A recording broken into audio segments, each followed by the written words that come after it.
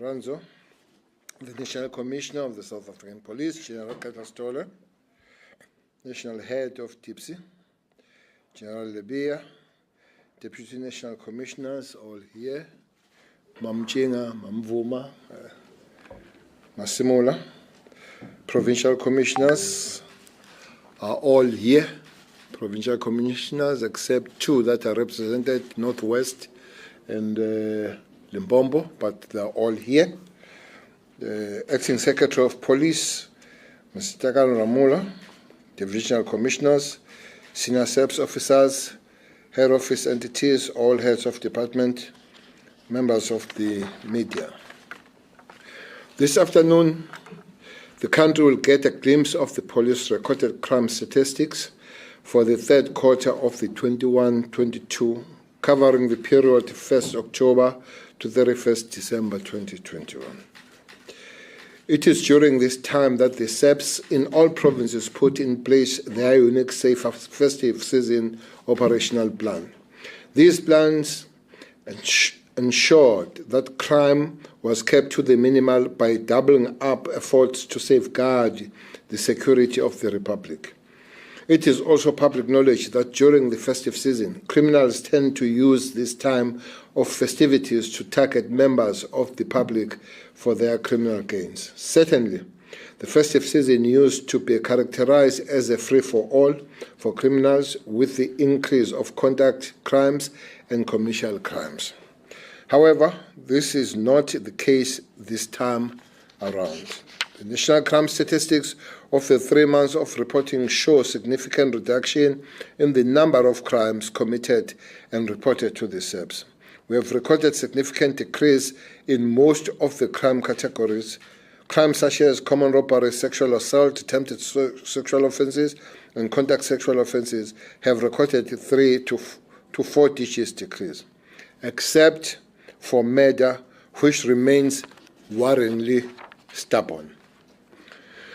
In the 3 months of reporting, an 8.9% increase in murder was recorded. That is, 562 more people were killed in South Africa between October and December compared to the same period in 2020. Out of 6,859 people killed in the country, 902 of them were women and 352 were children. 232 of the overall murders were as a result of domestic violence. 27 SEPS officers were killed on and off duty during this time. The Northwest Province recorded the highest increase of murder cases, up by 24.3% when compared to the corresponding period in the previous financial year. Fewer people were killed in the Free State and Western Cape provinces in the last 3 months of 2021. Both of these provinces recorded a decrease in their murder figures. A double digit of 21.1% decline in murder cases was recorded in Free State, and this is most welcome. Our Free State. While all provinces are unique, their crime patterns and policing approach, as the ministry, we urge provincial management of the SEPs to self-reflect and sharpen some of the approaches when dealing with contact crimes. The top 4 causative factors of these deaths are arguments, vigilantism, robberies, and revenge or retaliation. A total of 2,599 people were murdered in public places, such as an open field, street, parking areas, and abandoned buildings. The second most likely place to murder to occur is at the home of the victim or the perpetrator. Liquor outlets were the third most likely place to be killed in South Africa. Some of the increases in murder are attributed to multiple murders where a number of people are killed in one incident. Overall contact crime committed against persons decreased by 4%.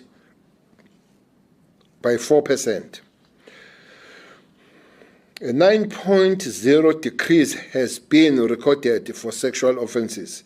Despite this drop, 11,315 people were raped between October and December 2021, This is a decrease of 903 rape cases compared to the previous reporting period. All 9 provinces recorded decrease in rape cases. Over 5,012 of the rape incidents took place at the home of the victims or the home of the rapists. 674 rapes were domestic violence related, and 632 of rape cases in this category involved female victims and 42 were males. The Eastern Cape Lusigi Police Station and Umlazi and Inanda Station in KwaZulu-Natal recorded the highest incidents. Anyway, these 3 police stations, they just exchange between and among themselves.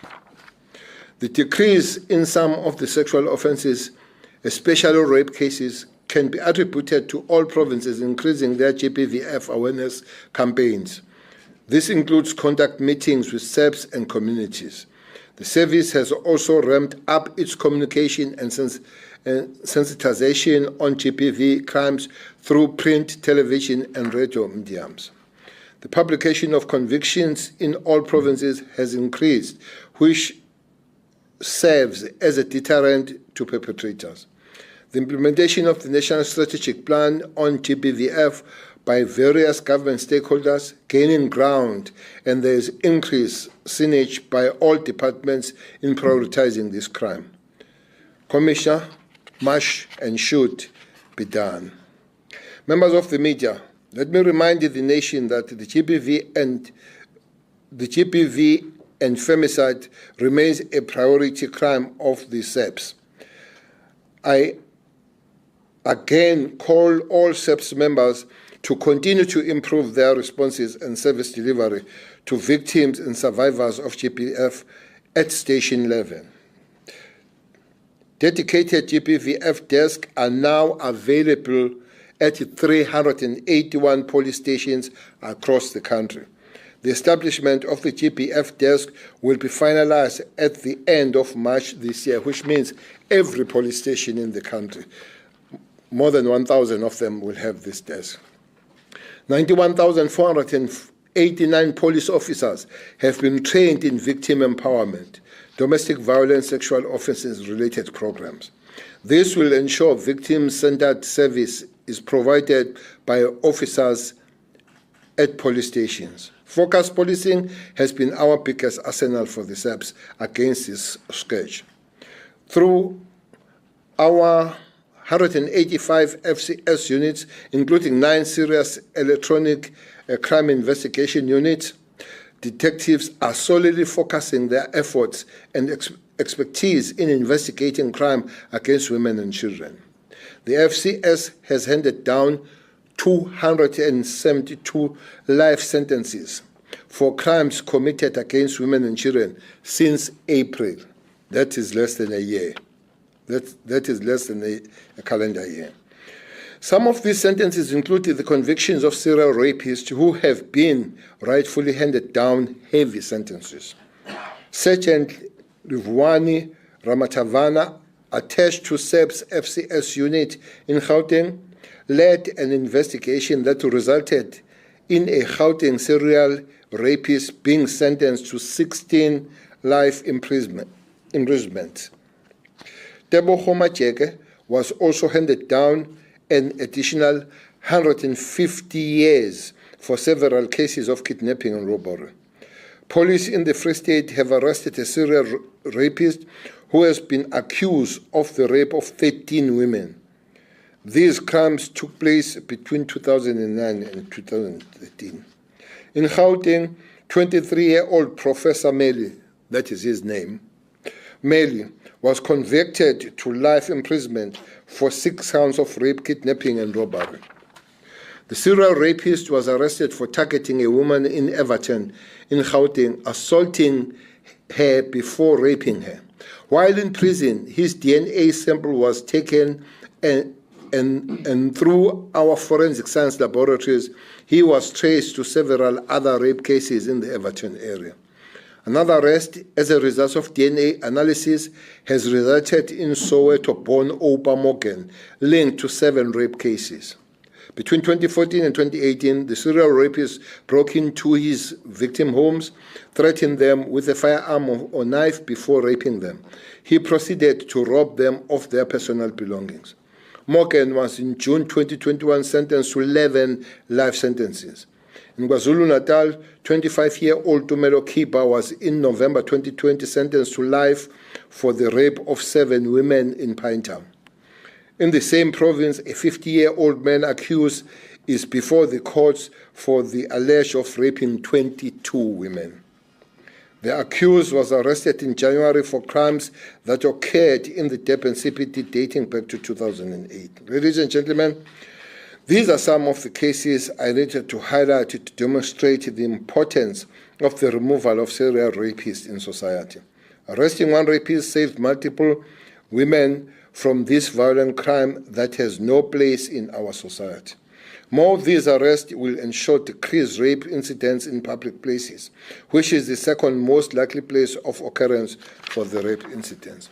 Really hope these jail terms also reassures victims of GBF crimes that the synergy from law enforcement working better with prosecution is yielding encouraging results.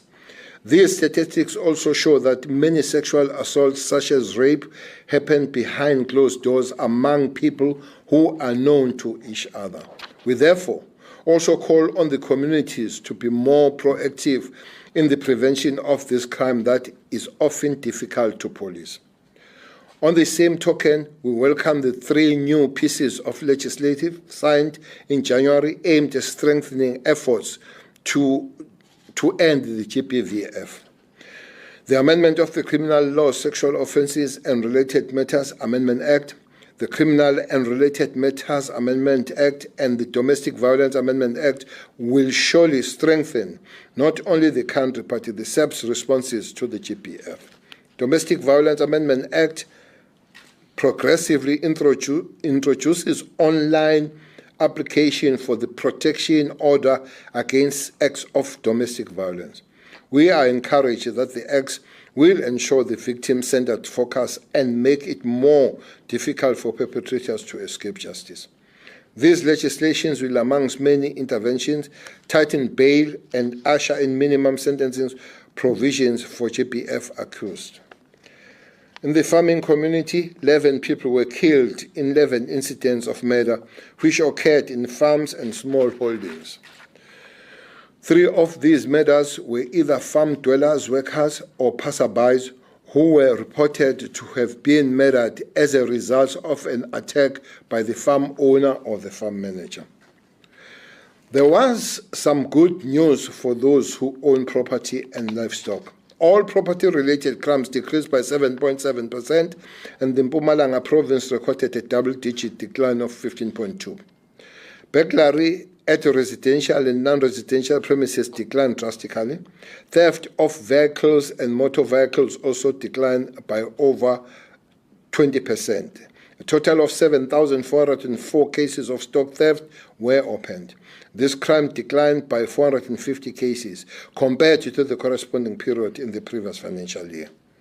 Arson cases have increased over this period of reporting, with 963 cases reported from October to December. Contrary to some perception that arson has increased following the torching of Parliament in January this year, these statistics show that the crime of arson has been prevalent and fueled by various reasons, including domestic conflict.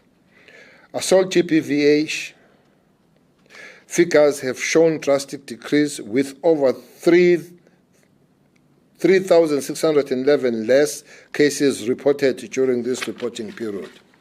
While the decrease is welcome, the number of assault cases is still too high and shows that violence still stalks many communities and is often fueled by alcohol abuse. 46,513 cases of assault GBH and 47,081 cases of common assault were opened with the police in the 3 months of reporting. Arguments, road rage, intervention in a fight, and robbery are some of the leading causes of the assault GBH. Out of 46,513 cases of assault GBH, 2,048 were children under 17 years. Aggravated robberies such as car hijack increased by 13.8%. There were 661 more car hijack cases in the period of October to December 2021. Robberies at the residential premises dipped by 0.4%, and robberies at non-residential premises increased by 86 more cases, resulting in 5,138 of such cases reported to the police. Cash in transit has also decreased during this reporting period. There were 5 less cash vans targeted by criminals compared to the previous reporting period.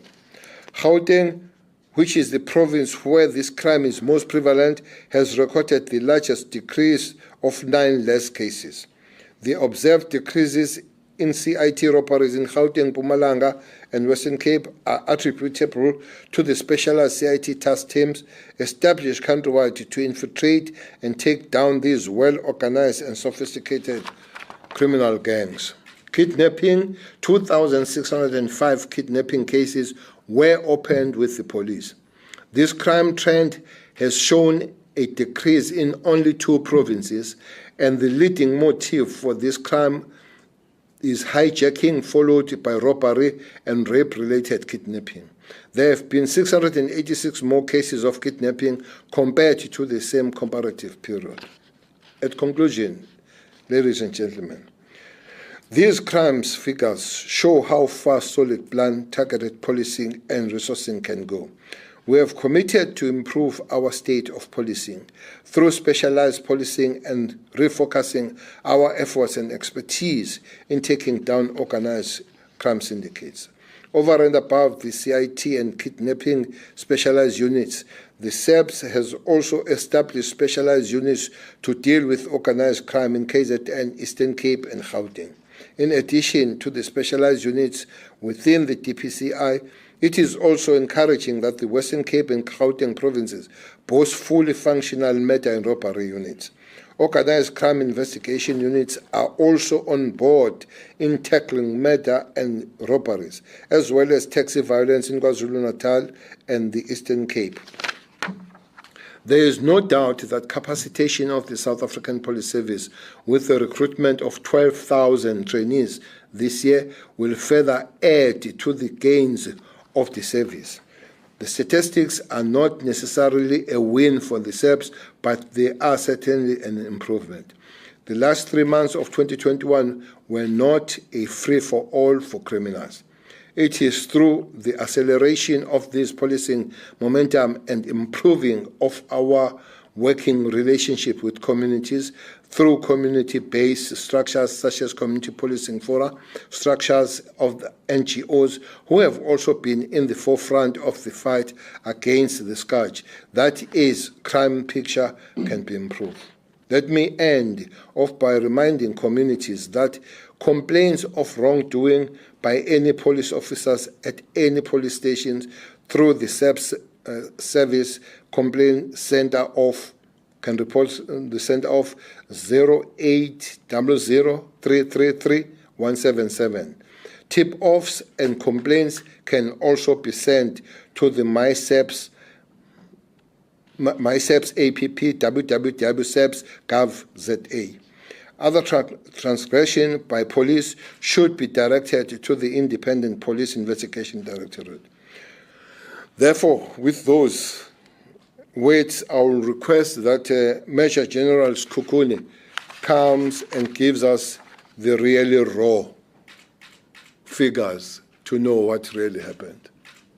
Thank you very much, ladies and gentlemen.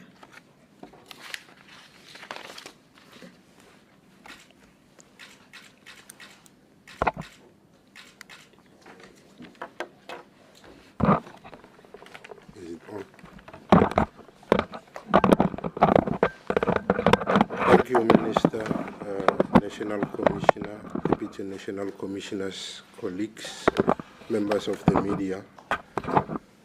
I will be taking you through the third quarter of the 2020-2021 financial year crime statistics, which cover the period from October to December 2021.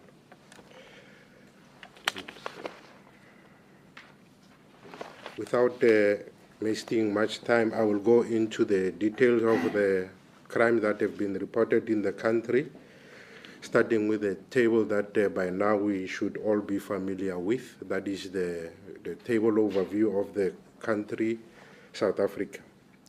In the current quarter, we have reported 6,859 murders, that is 562 more than the previous quarter. Sexual offenses, 14,188, that is a reduction of 1,407. Attempted murder, 5,645, an increase of 193. Assault GBH, 46,513, a decrease of 3,611. Common assault, 47,081, a decrease of 794. Common robbery, 10,524, a decrease of 1,298. Robbery with aggravating circumstances, 34,143, a decrease of 456.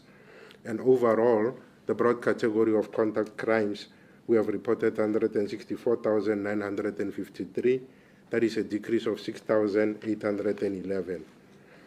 Now, going into the breakdown of the sexual offenses, where we break down the composition crimes that make up the sexual offenses, starting with rape, we have recorded 11,315, a decrease of 903.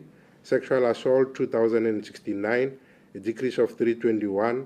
Attempted sexual offenses, 524, a decrease of 101. Contact sexual offenses, 280, a decrease of 82.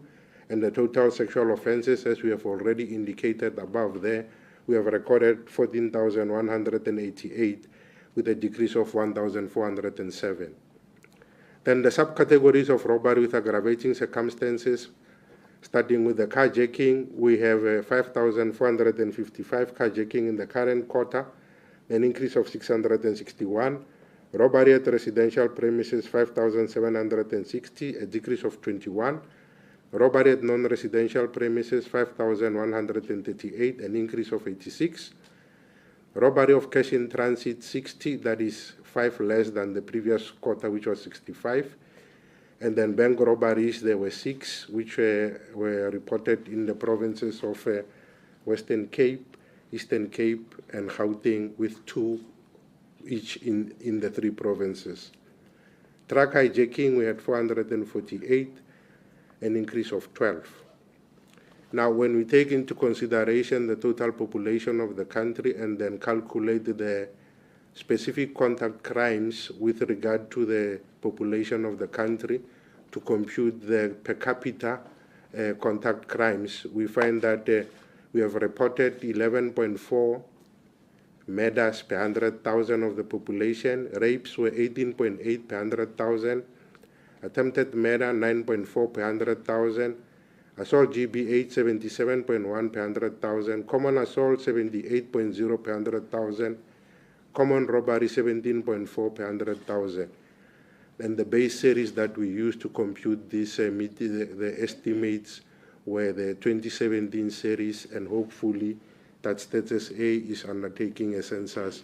We will be provided with updated figures after the census has been completed.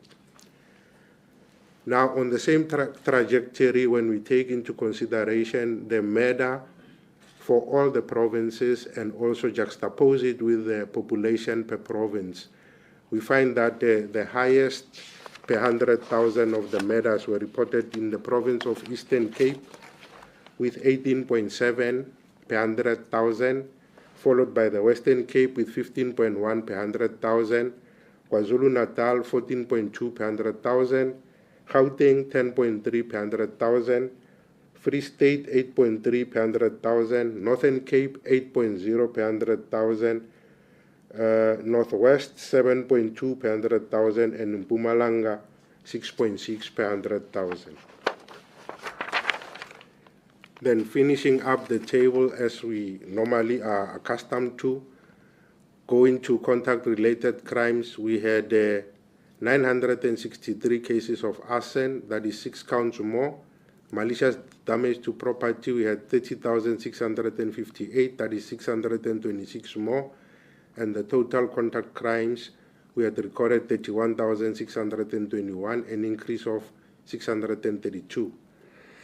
Then the broad category of property-related crimes, we have recorded decreases across all the 5 crimes that make up property-related crimes, leading with burglary at non-residential premises with a decrease of 1,142, burglary at residential premises a decrease of 3,148, theft of motor vehicle and motorcycle a decrease of 323, theft out of motor vehicle or motorcycle a decrease of 2,527, stock theft a decrease of 450, and the total property-related crime decreased by 7,584. Overall, for the 17 community-reported crimes for this current quarter, we have reported 9,864 counts. That is a decrease of 2.5. Then going on to the pictorial representation of the 17 community-reported crimes covering the 3 months that make up the quarter, we have recorded decreases across all the months of October, November, and December, and the only province that has recorded an increase was the province of Limpopo. The other 8 provinces recorded decreases. Then in the 17 community-reported crimes, using the volumes of the crime that have been reported in that particular station, we found that the Cape Town Central was the highest station, which had the highest number of crimes that have been reported. That is 2,288. Honeydew, number 2, with 2,173. Johannesburg Central, 2,101. Devon Central, 1,946. And Park Road, 1,897. Those make up the top 5 stations in terms of volume. Now, if you take into consideration and sort by the total number of increases per particular crime for the 17 community-reported crimes, the stations that had the highest increases in terms of the count difference was Cape Town Central at 499, Phoenix 456, Kagiso 242, Cambridge 231, and Chula Usiku 228. And then Mulatjane was a new police station which has recorded 204, and because it's a new police station, there are no numbers for the previous quarter. So the 204 is also captured as if it is the count difference, whereas it is the actual number of counts that have been reported in that particular station. Then going into the contact crimes, again for the 3 months covering October, November, and December, we have recorded decreases across the months of October, November, and December. The decrease in October was 2,152, followed by another decrease of 1,140 in November. And then in December, we had a 3,519 decrease in terms of the contact crimes. And the only province that had recorded an increase in terms of the contact crimes was the province of Limpopo with 185 more, a 1.8% increase. Then in terms of the volumes of the contact crime that had been reported in these stations, the leading one is Johannesburg Central, followed by Alexander and Temba, and the 3 provinces are all in the Gauteng province. And then number 4, we had Plessis Liar and Umfuleni, that is both in the Western Cape and KwaZulu-Natal respectively. Then contact crimes, using the count difference as the measure to sort with. The station that had reported the highest count difference was Verulam with 150, Harare 145, Kwadukuza 139, Phoenix 129, and Cape Town Central at 120. Then going into the murder, that is some of the crime that make up the contact crime, starting with the murder. We have recorded increases across the months of October to December, that is all the months that make up the quarter. The increase in October was 276, in November was 114, in December was 172. That is in comparison to the previous period in the comparative period. And the provinces that have recorded the decreases were the province of the Free State, that is 65 counts less, that is from 308 to 243, resulting in a 2.1% decrease. Western Cape from 1,134 to 1,056, 78 counts less, and a percentage change of 6.9. Then in terms of the volumes, in terms of the MEDA, the highest station that had recorded the highest volume in terms of the MEDA was Inanda at number 1, Delft number 2, Umlazi 3, Plessis Liar 4, and Mfuleni at number 5. In terms of the increases, we had Alexander with 23 counts of MEDAs more, Inanda with 20 counts of MEDAs more, Tembisa with 20 counts of MEDAs more, Kamesh 19 counts more, and Kagiso with 18 counts more.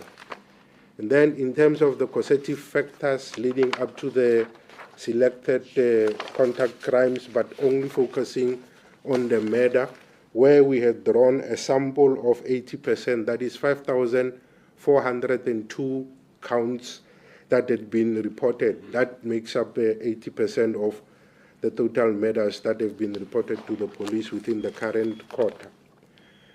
When we look at the causative factors, the leading causative factors was established to be arguments and misunderstanding that are not domestic related, with 1,151.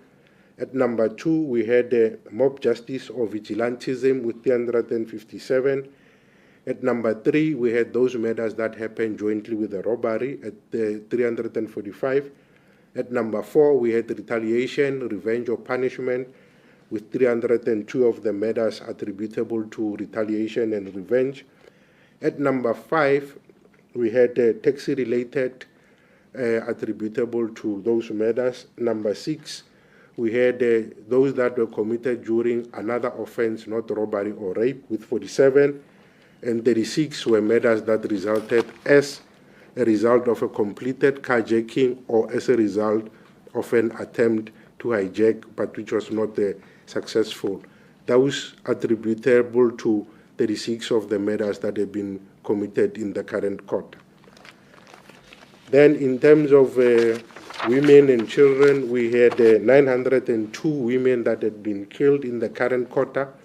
That is from 866 to 902, resulting in an increase of 36. And then in terms of the children, we had, that is the boys and the girls between the ages of 0 and 17.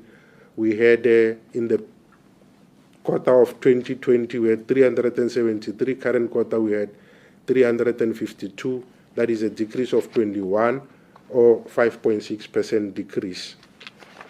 Now, looking at the causative factors in terms of what leads to these matters and also taking into consideration the provincial breakdown, we had already established that arguments were the highest causative factor, but when we look in terms of the provincial breakdown, we realize that the province of KZN had more matters attributable to arguments, that is 383, and the Western Cape with 164, indicating arguments as the causative factor of murder. Then at number 3, we had the Eastern Cape with 131. Then in terms of robberies, where it was indicated that the murder happened jointly with the robbery, the highest province that indicated such a phenomenon was KZN with 132 of the murders committed during a robbery. Then the second highest was Western Cape with 52. The third was Gauteng with 50. And then at number 4, we had Eastern Cape with 44. Now, gang-related phenomenon contributed to 107 murders in the Western Cape and 3 each in the Eastern Cape and Gauteng province and 1 in Northwest. And in total, 114 murders were attributable to gang-related phenomenon. Then illicit mining was indicated in 23 of the murders, whereby 12 of these were in the province of Northwest. Then the Free State had, Gauteng had 6, and then Limpopo had 3, and also the Free State had 1. Then in terms of the places of occurrence where the crimes occurred, using the very same sample size, we found that most of the murders happened in public places, that is 2,599. The second highest was at the residence of the perpetrator with 1,510. The third highest was at liquor outlets, shebeens, taverns, nightclub, and bottle stores, resulting in 252 of the murders. At number 4, we had the mode of transport that is inside a bus, a car, or a taxi. Then at number 5, we had business premises, that is at malls, restaurants, workplaces, etc. Then at number 6, we had murders that had happened at tuck shops. And number 7, we had those that had happened at public transport premises, that is at your taxi rank, railway stations, etc. Then, in terms of the murders of police officials, we have current quota reported 27 police officials that had been killed. That is 2 more than the previous comparative period, which had 25. So we had 2 more police officials that were killed. Then in terms of the breakdown of on-duty and off-duty, 20 of the officers were killed off-duty and 7 were killed while they were on duty. And this number excludes other law enforcement officers like the Metro Police and the other security personnel, whereby in the other breakdown we shown that the additional 10 personnel that are in the security industry were killed. Then looking at the murders of the farming community, in the previous quarter we had 22 murders that had happened within the farming community, and current quarter we had 11. That is a reduction of 11 when comparing the 2 comparative periods. And these 11 incidents happened whereby each resulted in 1 victim, meaning that 11 incidents resulted in 11 victims. And of these 11 victims that were recorded at the farming community, 7 of those were whereby farm dwellers or farm workers were attacked by farmers or farm management. So 3 of these murders were attributable to instances whereby a farm dweller was either killed by a farm manager or other farmers. Then when we look at the contribution of alcohol and drugs to the crimes, at the top graph there, the lines, the bar graph, we have instances whereby it was confirmed that alcohol or drugs were involved during the commission of the crime. So 280 murders, it was indicated that the victim or the perpetrator had used alcohol during the commission of the murder, and 16, it was indicated that drugs were involved when that murder was committed. Then 1,305 rapes were attributable to instances where alcohol was used, and 107 rapes were attributable to drugs. Assault GBH, 5,671 were attributable where it was confirmed that alcohol was used, and 134, it was confirmed that drugs were used. Those that happened at a place where alcohol is being sold, that is at the liquor outlets or the shebeen, tavern, pub, 252 murders happened at such facilities, and 209 attempted murders happened at such facilities. 90 rapes happened at shebeens, clubs, pubs, bars, and 3,000 incidents of assault GBH happened at such facilities. I will skip the slides on attempted murders and go into the rapes that had been reported in the current quarter. Across all the months of October, November, and December, we have recorded decreases in terms of rape, with a decrease in October resulting in 256, in November 268, in December 379, and all the provinces have recorded decreases in terms of the rapes that have been reported as compared to the previous comparable period. Then in the top 30 stations, in terms of the volumes that have been reported within that particular station, we have the highest volume reported in Lusikisiki in the Eastern Cape, that is 92 rapes, followed by Umlazi in KZN with 85, Inanda again in KZN with 76, Delft in the Western Cape with 71, and Harare in the Western Cape with 67. Those stations make up the top 5 stations where most of the volumes of the rapes have been reported. Now, if you filter using the increases in terms of the count differences of rape, you have that the highest count difference was recorded in Kwaduguza with 29 rapes more compared to the previous quarter. Then Manfred with 25 more compared to the previous quarter. Pretoria Central with 22 more. And then Lusikisiki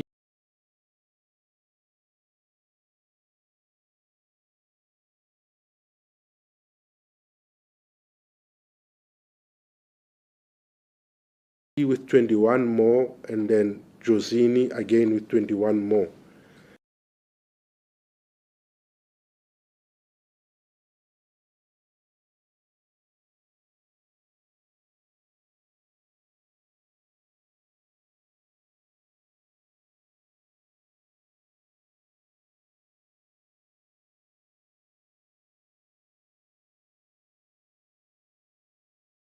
In 85.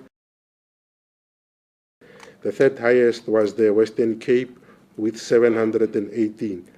Public places again was the second highest with KZN at 319. Second was Gauteng with 272, and then the Eastern Cape with 263. I think it's stopping my mouse from working.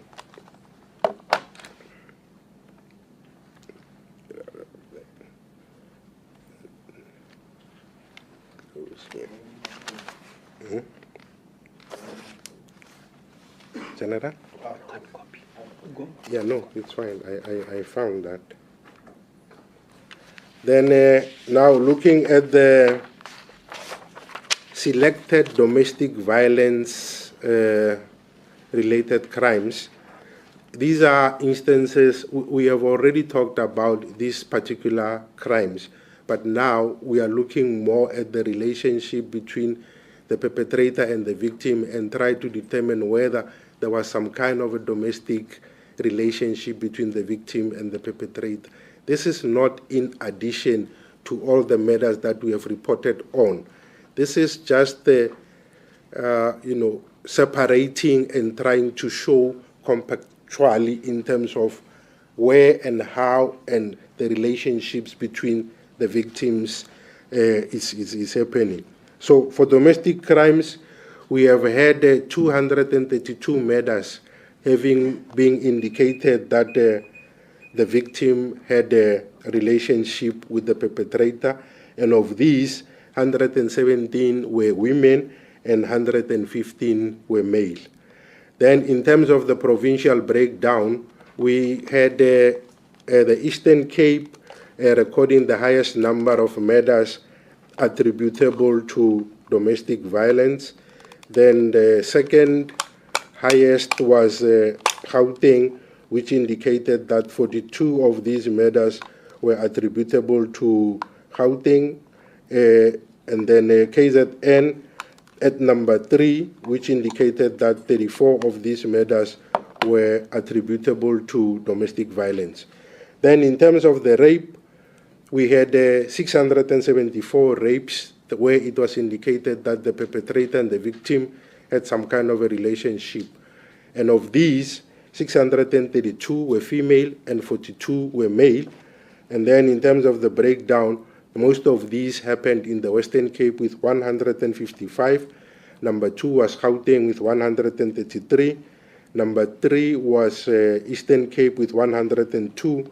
And number 4 was KwaZulu-Natal with 68 of the rapes having been committed by the person who is known to the perpetrator, either as an ex-boyfriend, ex-husband, uncle or brother, etc. But there is that domestic relationship between the perpetrator and the victim. Now, going into the subcategories of robbery with aggravating circumstances, starting with the carjacking, we have recorded increases across all the 3 months of the quarter.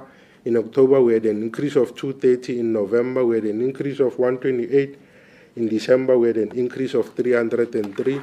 And the only three provinces that have recorded decreases in terms of the carjacking was the Free State with 3 counts less, Northwest with 4 counts less, and the Western Cape with 16 counts less. The highest increase that I can observe from here is in Gauteng with 478, followed by the Eastern Cape with 90. Then in terms of the stations, in terms of the volume, the highest volumes of carjacking were reported in Harare, Nyanga, Philippi East, Umlazi, and Orange Farms, making the top 5 carjacking stations where most of the volumes of the carjackings have been reported. Robbery at the residential premises, we have recorded decreases across all the months. The only provinces that have recorded increases was Gauteng, KwaZulu-Natal, Mpumalanga, and the Northern Cape. Then the breakdown of the top 30 station, the first one was Plessis Liar, Kwadukuza, Umlazi, Honeydew, and Escaleni, making up the top 5. Then at non-residential, we had recorded a decrease in October. However, in October and November, in November and December, we recorded increases of 54 and 100 respectively. And the provinces that had recorded decreases in terms of robbery and unrest was Gauteng with 70, KwaZulu-Natal 72, and the Western Cape with 10. Then in terms of the volume of robbery non-residential, the highest was Johannesburg Central, East London, Rustenburg, Devon Central, and GP, making up the top 5. Robberies of cash in transit, we had decreases in the month of October and December and of 3 and 7 respectively. Then in the month of November, we had an increase of 5. Then the provinces that recorded decreases in terms of the cash in transit robberies was Gauteng with 9, Mpumalanga with 1, the Western Cape with 5, and we never had an incident within this current quarter in the Northern Cape. Then, in terms of kidnapping, we had increases across all the months of October, November, and December. In October, we had an increase of 225 in terms of kidnapping. In November, we had 283. In December, we had 178. And the provinces that recorded decreases in terms of kidnapping was the province of the Free State and the Western Cape. The other 7 provinces recorded increases. In terms of the station breakdown, we had Inanda at number 1, Johannesburg Central at number 2, Randfontein at number 3, Tembisa at number 4, and Mondio at number 5, making the top 5 kidnapping stations. Then, in terms of the causative circumstances that lead to kidnapping from the different sample sizes, whereby we tried to draw stratified samples across the provinces so that we can ensure that there is a probability proportional to size across all the provinces. We looked at most of the kidnapping were attributable to hijacking related, whereby we had 523 of the hijackings, kidnapping that were hijacking related. And of these 523 in Gauteng, 115 involved instances where delivery vans were attacked. Then we also had 95 instances of kidnapping that were hijacking related in KZN, of which 12 where delivery vans were targeted. Then in the Western Cape, we had 32 hijacking-related kidnappings, whereby in 15 incidents, delivery vans were targeted. Then we also had robbery-related kidnappings, whereby we had 130 in the Gauteng province, we had 73 in KZN, then we had 28 in Mpumalanga, and 29 in the Western Cape.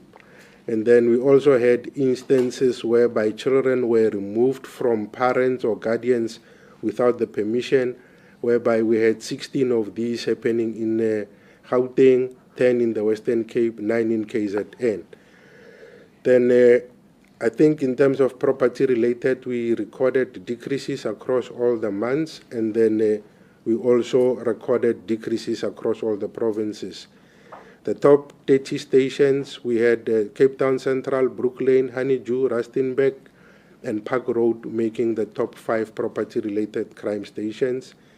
And in terms of the increases, we had Cambridge, East London, Roodepoort, Kagisanong, and Stellenbosch recording the highest count differences. Then stock theft, we had an increase in the month of November of 138, and October and December both decreased by 250 and 338. The provinces that increased was KwaZulu-Natal, Limpopo, and the Northwest. And these are the top stations in terms of volume: Utrecht, Xolo, Xumbu, Amangwe, Montfrere. And then in terms of the increases, we had Ngobo, Utrecht, Macheni, Mabatu, and Sol. And that is the last of my presentation. The rest is just the provincial breakdown in terms of how the crimes have been reported in the station. And to the members of the media who are interested, the presentation, the full comprehensive presentation, I believe now is already on the SAPS website, together with the provincial breakdowns and also the top 30 stations per crime per province. So, Minister, National Commissioner, I thank you.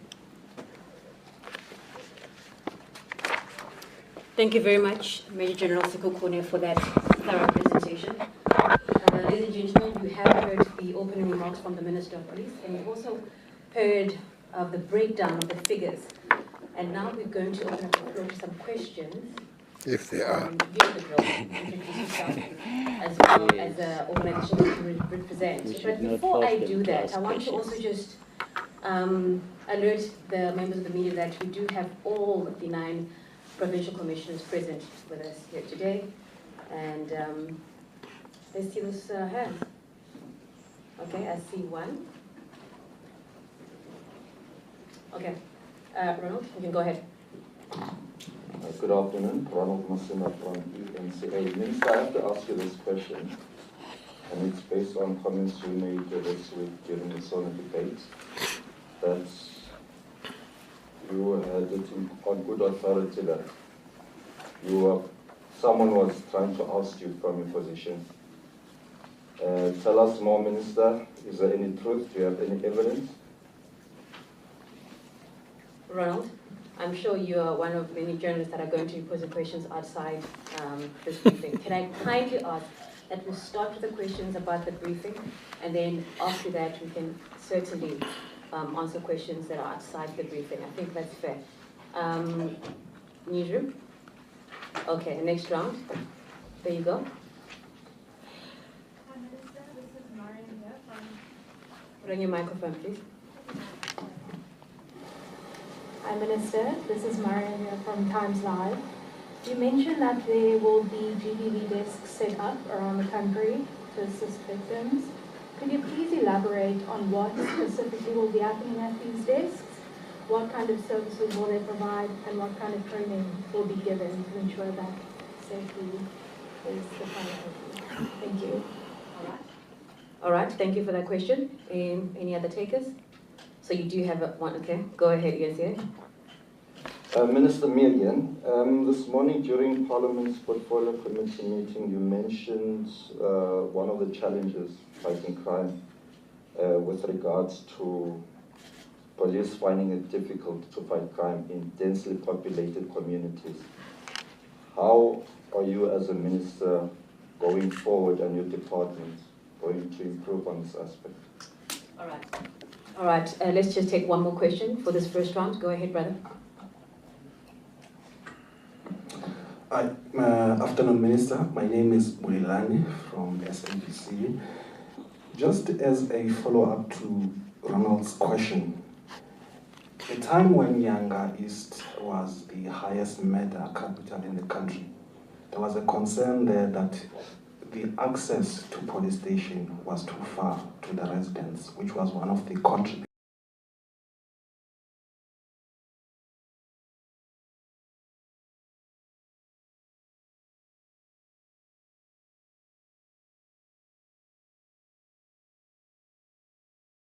factors to the high murder rate. I see now it's standing at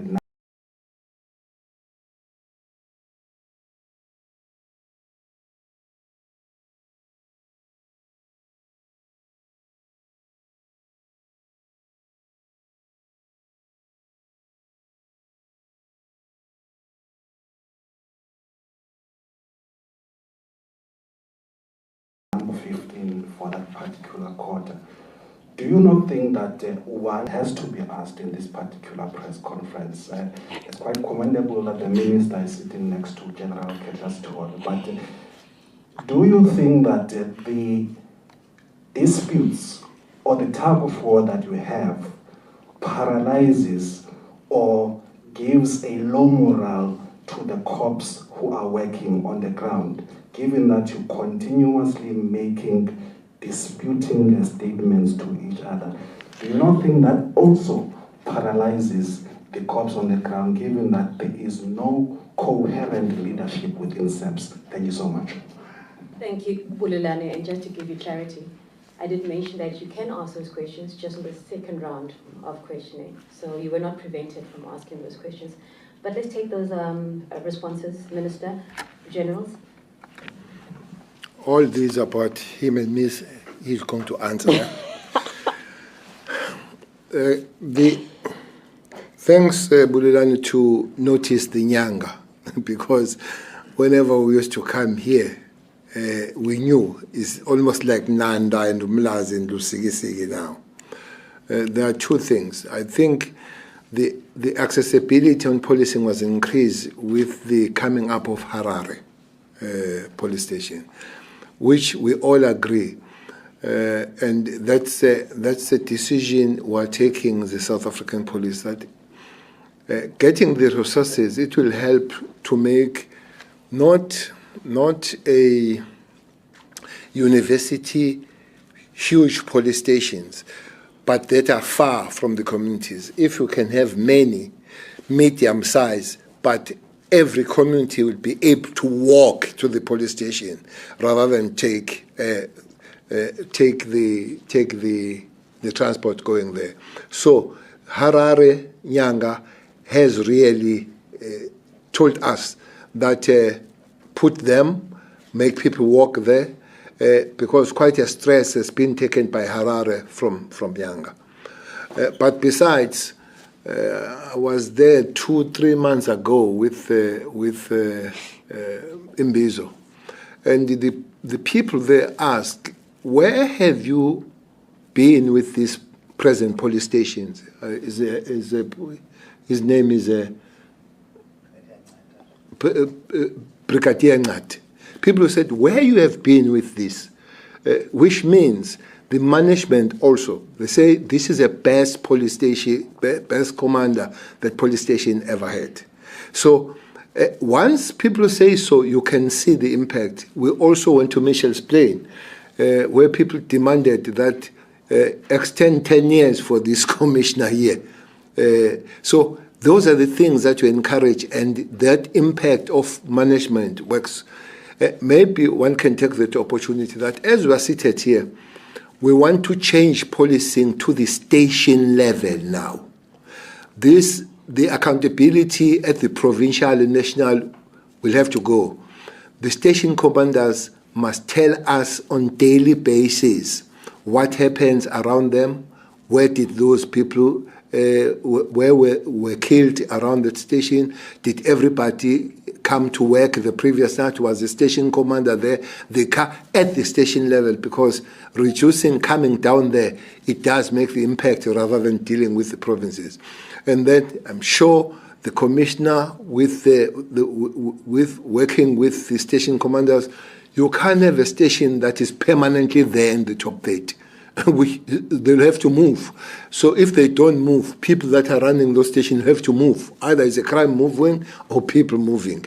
So it will help. But Nyanga, and as you say, in the accessibility, will really help.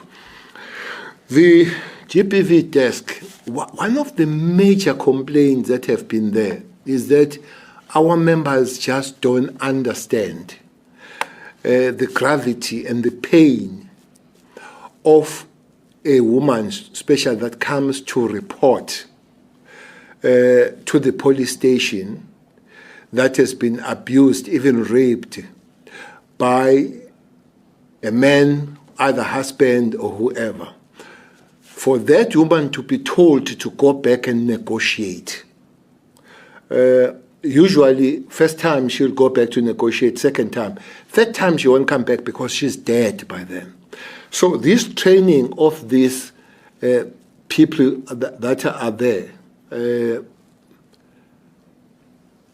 are specially trained to be able to understand that and be able to take on board that situation and be able to assist the detectives that will be dealing with that case and able to have the follow-ups if it needs be.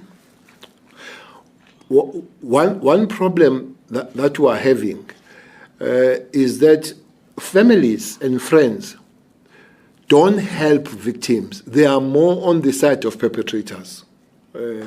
4 weeks ago, there was in the social media one woman who was really bruised around. She was bruised. And the police went to arrest that person that is in Pretoria. The perpetrator, the victim, who happens to be working for the correctional service, has phoned that she has moved away from home because her mother is putting pressure to go and withdraw the case. So the people at the receiving desk will be able to understand those matters and continue to assist the victim even outside the perimeter of the police station, because you understand the gravity of this case. So those desks for now of 300 plus police stations are there, but you want to put all those desks and better understanding on 1,154 stations in the whole Republic of South Africa, which that kind of stat also helps the investigation, which gives us better outcomes as it goes to courts, as it goes to prosecution, and all that. It is on that score that we are. The environmental design, we call it environmental design. It's you live here in Cape Town. I don't know if you have been at that place called COVID-19. I think I went there with Abu Natif Sam. And it's a place that when the dark falls, the dark has fallen. You can't see beyond your hand.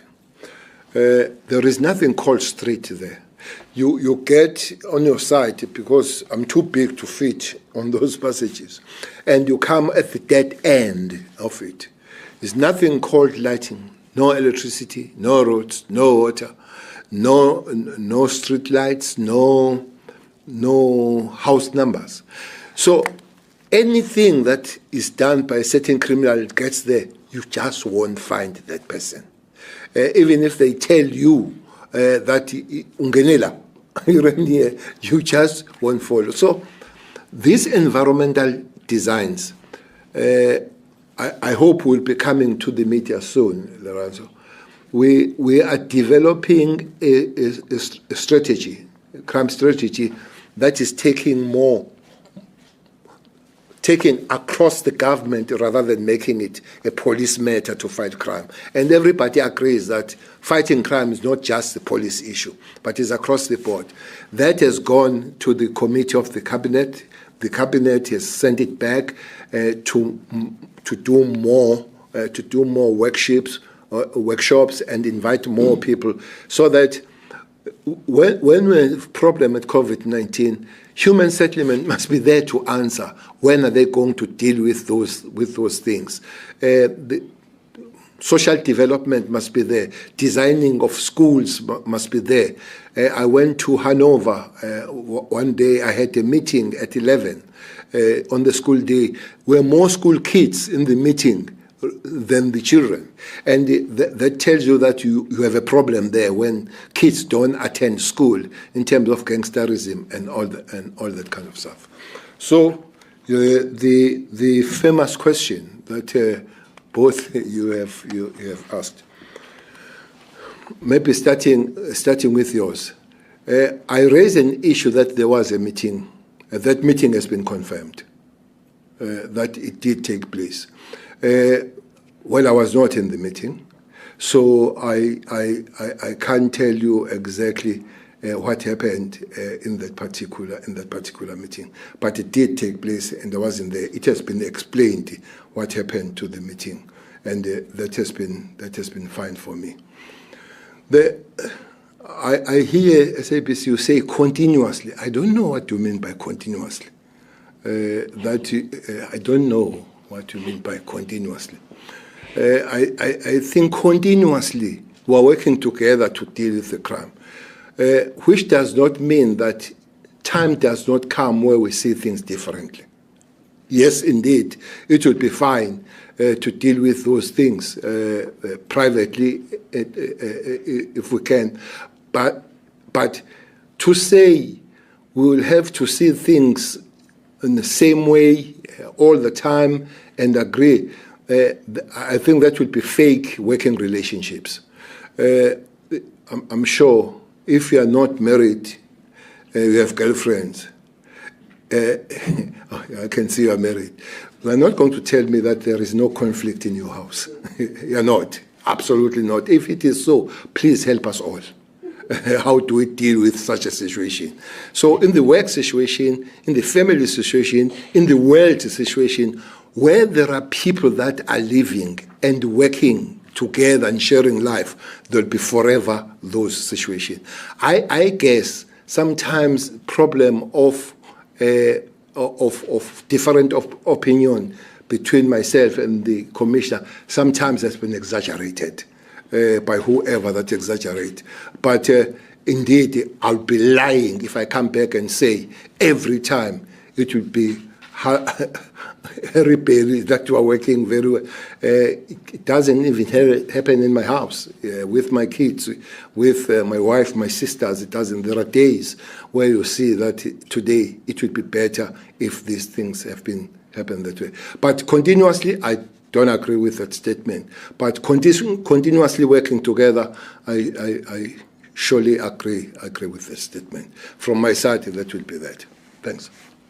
Thank you very much, Minister. National Commission, would you like to respond to some of the questions?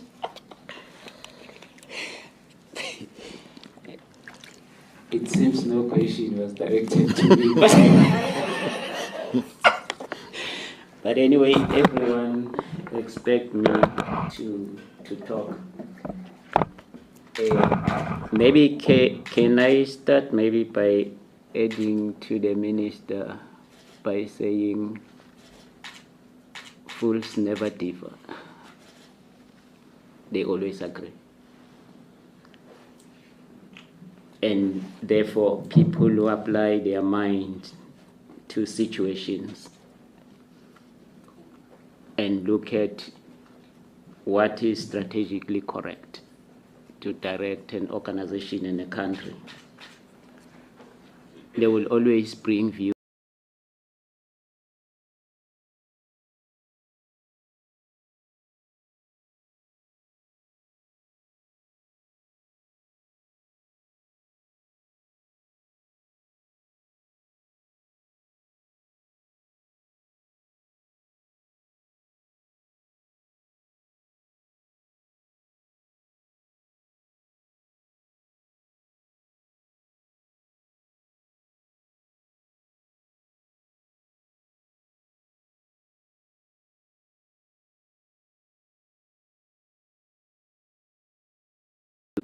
the same.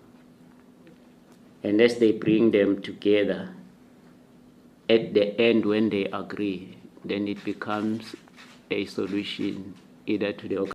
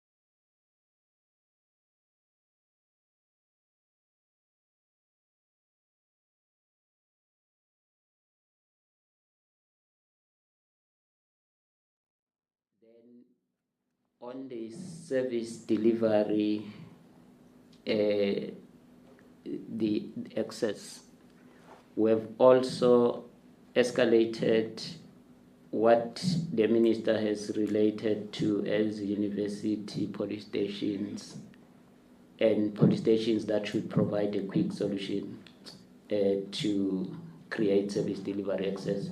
We've escalated that to a service delivery access strategy, which is a rapid service delivery, a rapid strategy. So we've done a study across the country so that we're able to provide that rapid service delivery access in order to reach out to those communities. Thank you very much. These are the comments I wanted to make. Thank you very much, General. We're going to now open it to the second round. Hopefully it's the last round. But before I open it up in Cape Town, I believe that we do have questions on WhatsApp. Colonel Martin, can you take us through those questions, please? Thank you, Lorenzo.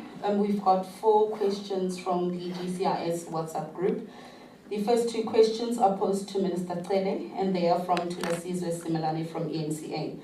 The first question reads as follows: is the planned recruitment of 12,000 officers this year over and above the 10,000 officers whose recruitment was announced by your Deputy Castle Matale in November last year? Or are we merely increasing the number by 2,000 to make it 12,000? The second question reads as follows: given the fact that the planned recruitment of 7,000 officers was stalled in 2020 and there was also no intake in 2021, and your deputy also told us that we had a net loss of 8,000 officers last year for various reasons, including attrition. Do you accept that recruiting 12,000 officers in the third year since the last intake does nothing to improve the police population ratio in a country whose population is now estimated at 60 million? The third question is posed to both Commissioner and Minister, and it reads as follows. The expert panel report on the July unrest highlights this toxic dynamic between you as one of the factors at play in the poor coordination of the response. I suggest that you have both failed the citizens dismally while engaged in an ego-driven petty squabble, while citizens are under siege from criminals, and on the basis of the report alone, both of you should not be in your positions today. Your comment, please. The fourth question, Leranzu, is from Nandika Bukis, a freelance journalist, and it is directed to Minister Cele. The question reads as follows. The HRC has confirmed that you will appear before the second part of its hearings into the July unrest on Monday. Can you confirm this, and how do you feel about appearing before the hearing in light of the report by the expert panel and the findings made? That's all from my side. Thank you, Lorenzo. Thank you very much, Colonel. Let's take those 4 questions. The third question comes from? That's the good question. What the third question, Colonel? Comes from? What does it come from? Third or fourth? The second last question. The second last comes from Tulasizwe Simelane from ANC. Thank you. Okay, thank you. Number of recruitments. Well, indeed, like all other parts of life, we suffered. Nobody didn't suffer out of COVID-19. Life stalled for all of us. So we will be starting life again. Indeed, the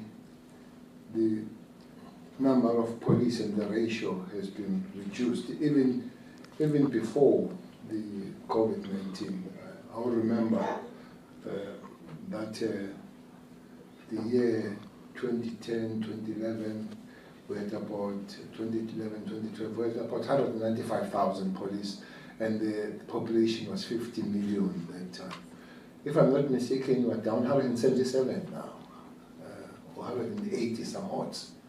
180 some odds with a 60 million population.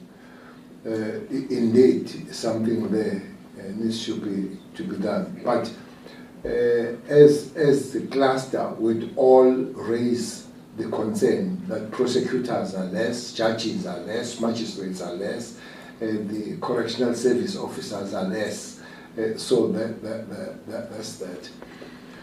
This 12,000 that is training, will be trained, will help us to mostly to bring the new blood in the organization, but also to enhance the special units within the organization. If you read your Falam Commission, tells you that we need to have 14 or 12,000 members of the POP. We have 5,000 at the present moment.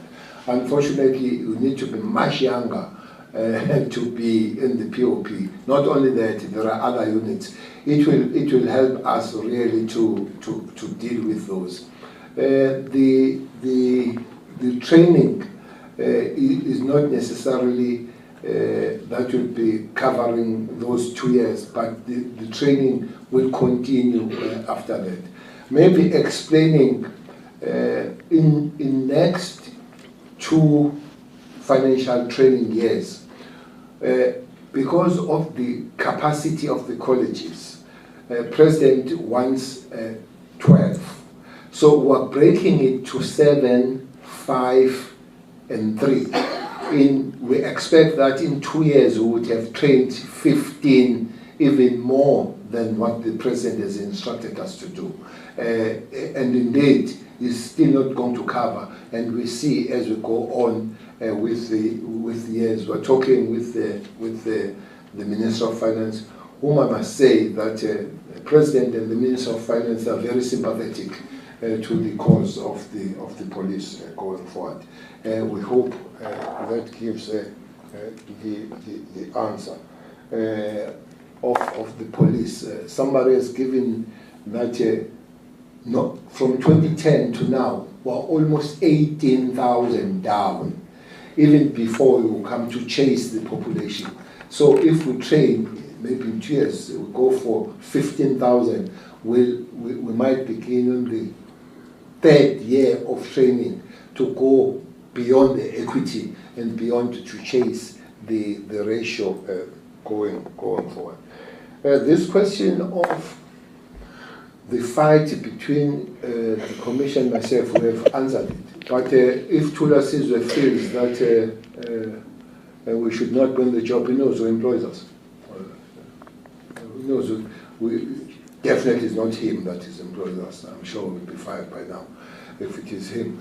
But the issues have been taken as we have answered that, we spend so much time, we meet almost every fortnight. Maybe each time we meet, we'll have to make a press conference. Make a press with just 2 of us, or invite you to come in the meeting, but sometimes the matters are very sensitive, so we can't invite you. That's why I answered that question by saying continuously, because we meet and we sit down and we talk about the matters. And we don't meet over coffee, we don't meet over the bottle of black, of Johnny Walker Black, no. We just meet to work, and we allow those work confrontations, if we need to be, to find the better answer, as has been raised, to say we really don't meet because we are friends. We meet because we are working, and there will be different opinions here and there, and we hammer those different opinions to come out with things. Most of the results of the things you see are things that are taken together. Sometimes just the meetings, mostly just 2 of us, and unfortunately we both don't have knives and guns to shoot one another. But each time we go to these meetings, we come out, and we have no bodyguards to look after us as we meet on those meetings. Not undermining the question to the season that raised of July matters, and we all agree that things could have been better, but also things could have been worse.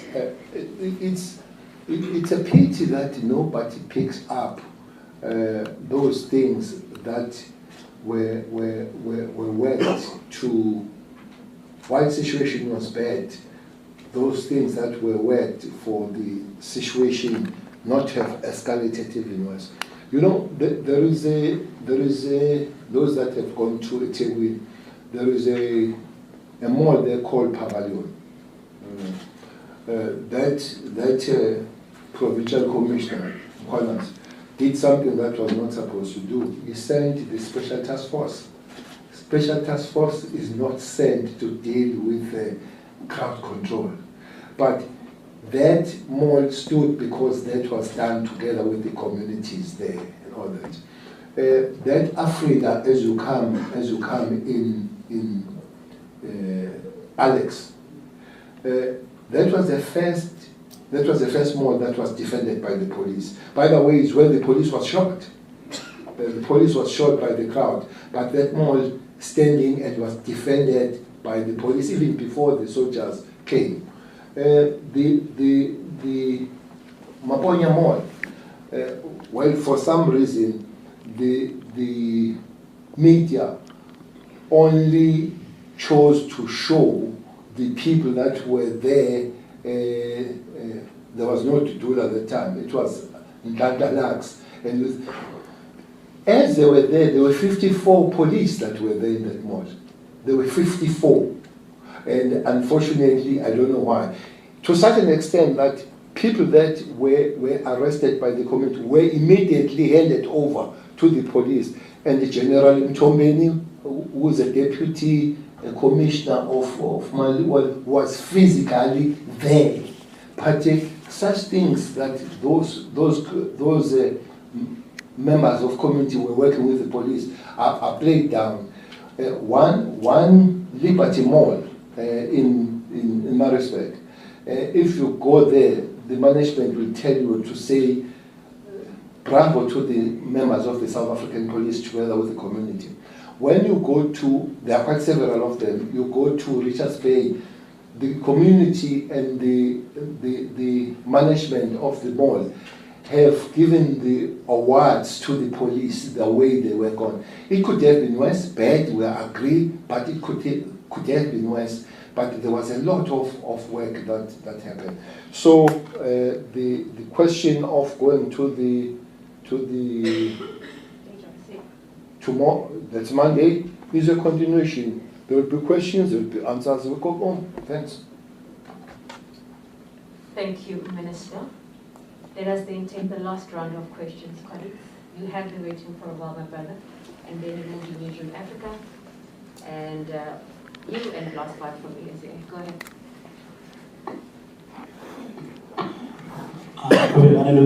From the Weekend Argus newspaper. In Cape Town, just this week from the weekend up until now, there were 25 medals. 9 of those medals were women. I think this question is directed to the commissioner. I just want to ask the commissioner, what is happening? Would you say that just this week alone of this year was the most medalist week we've had so far this year?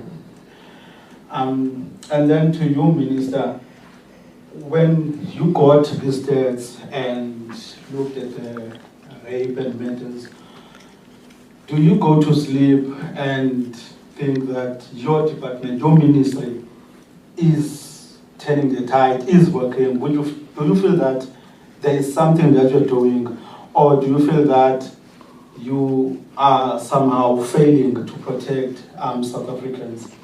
My last question is about the recent sentencing of a serial killer in Worcester.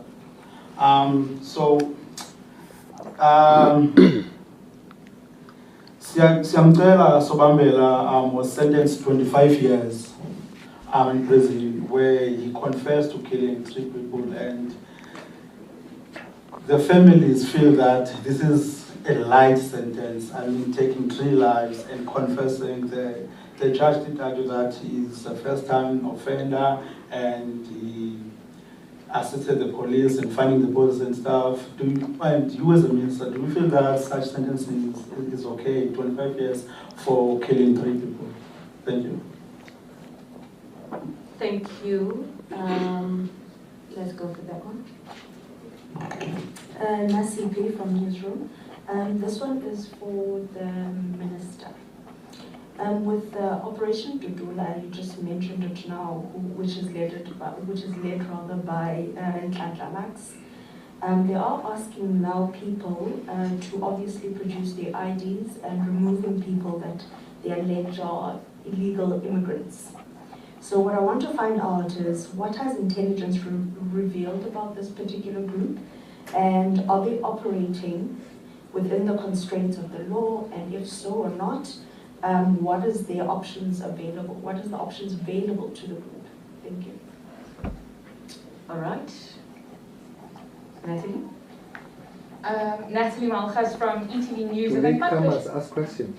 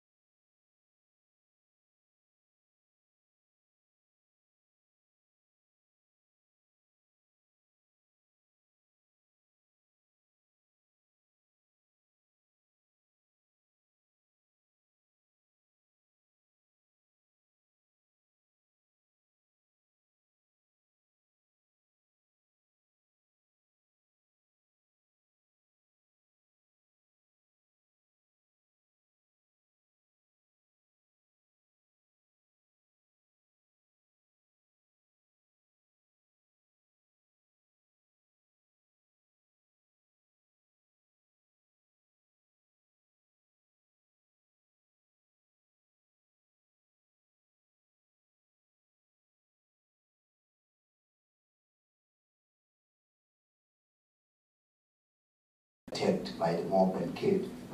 And most of those bodies were dumped. And that can only be, somebody else can have seen something happening, in which we are inviting community to assist us to identify the perpetrators. It's more strategies and more every day changing the plans with the community, getting more community involvement. But I must say, in many of the communities within the areas that were hotspots, they are responding. For example, even this weekend, where we even have men's dialogue in culture, which is most wonderful, and is the launch of the spiritual convention provincially with all the religious fraternities, not only faith-based organizations. So we are calling upon all stakeholders, especially the young formations, to join hands with us. Now, when coming to the resources, as the Minister was saying, resources will never be enough. The rural areas, yes, they are all as affected as the city. But we are actually working hand in hand with the municipalities in those areas, with their law enforcement and security companies in those areas, to synergize in fight against crime. Whoever who's there is fighting crime, we join hands with them. And I think that is paying dividends in many areas, because small towns, we don't have many policemen, a few, but because of the community participation. But one incident in a small town becomes a big one because they are not used in that environment, which is we not also saying one incident. One incident is too many. We are hoping that with the plans that we more aggressively looking at community engagement, we just right now, as we speak, underway with our strategic plan for its direction for the next coming financial year, where we're looking at how best we go far to get more community engagement and participation in fight against crime and more education. That's how we're going to be going as we move. But we are inviting and requesting, appealing to all communities to join hands with us, to help them, to help us. Thank you, Minister.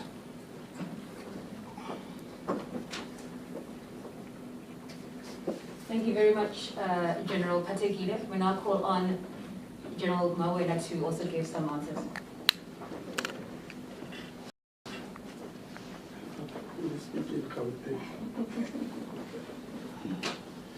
Honourable Minister, National Commissioner, thank you very much for the opportunity. The South African Police Service have adopted community policing as one of their corporate strategy to enhance partnership. So we have to work with the people to fight against crime. But that partnership must be within the ambit of the law. It must be guided by the laws of the land. So the issue of Dudula, whether they have the right to can go around and ask people to produce passport and so forth, they don't have that right. The law as it stands right now and currently, it gives that responsibility to the police and immigration officers. As to go and enforce the issues of the labor relation, that function is given to the labor inspectors. So they are overreaching. We don't mind if the people, they become our eyes and ears to fight crime in South Africa. Will definitely welcome that kind of an assistance. But if they overreach, surely it is our responsibility, because we are charged with the responsibility of enforcing the laws of the land. We'll definitely call upon them, and if they don't, we'll apply the laws of the land without fear or favor or any prejudice. Thank you very much.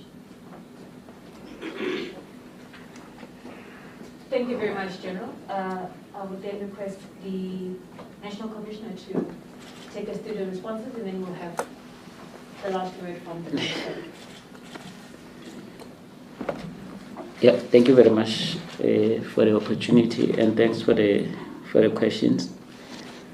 I think the question that has been directed to me is the murder question, which I also think that the PC of the Western Cape has also given some few responses based on it.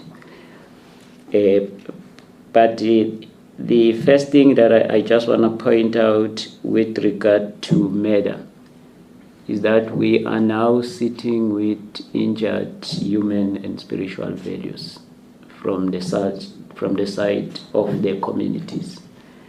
And these are contributing towards the deterioration of the moral fiber. Many people no longer fear to kill the others. I think killing each other, it has now become a problem.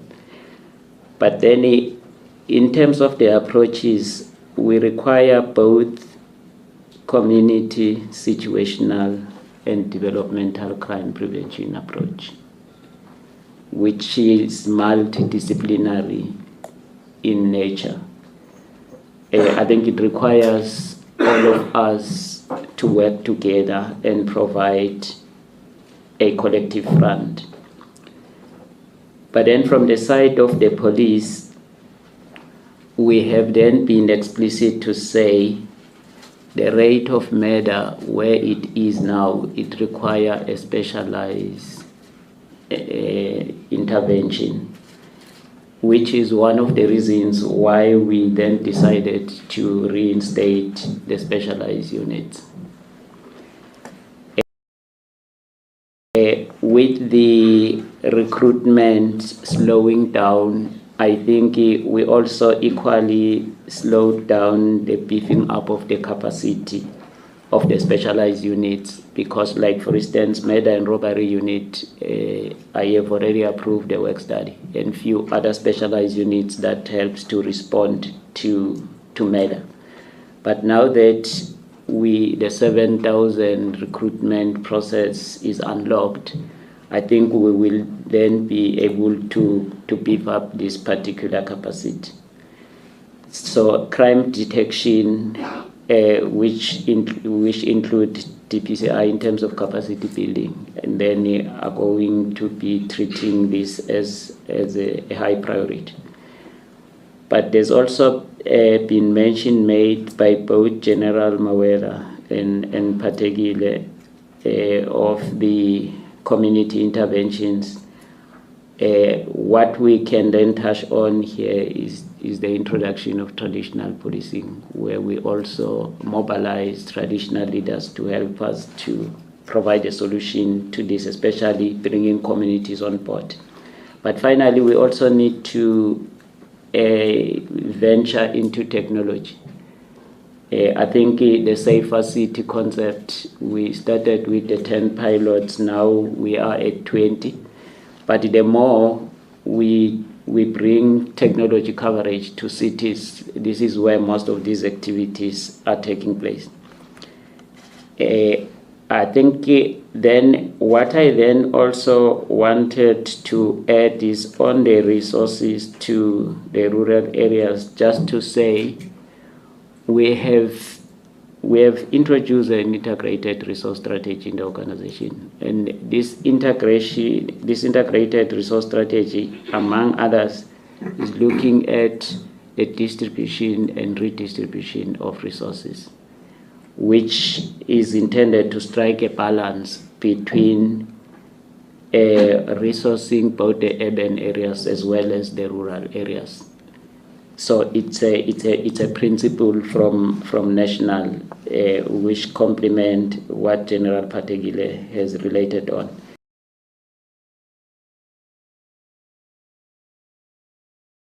And lastly, on the carjackings, it's just a confirmation that yes, this is a cross-border crime, is a transnational crime.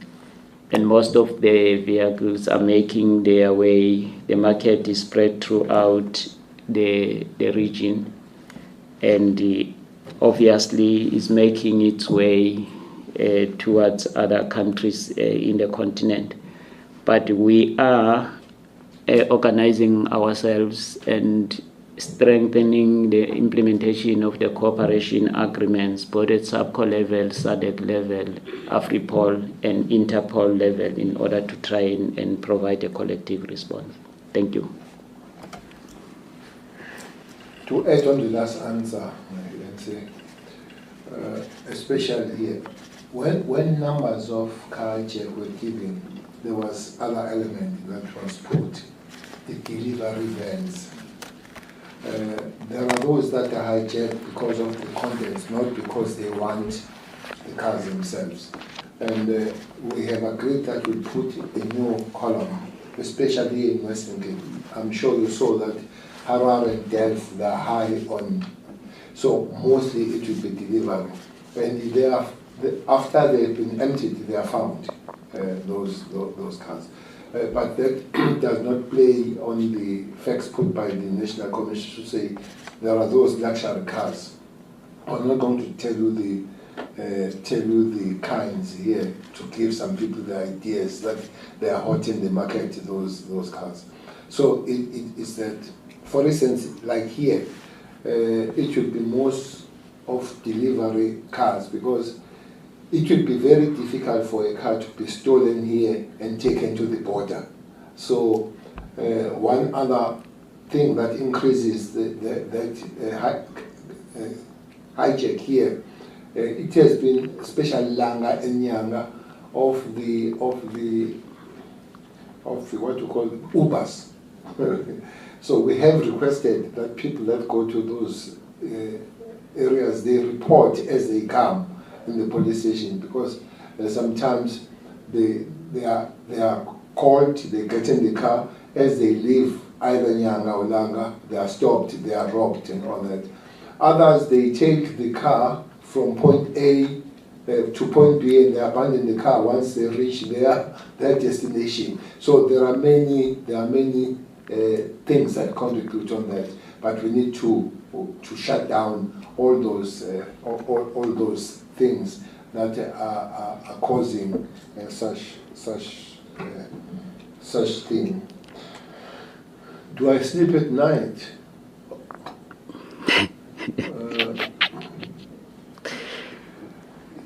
You know, I went to Germany in 2010.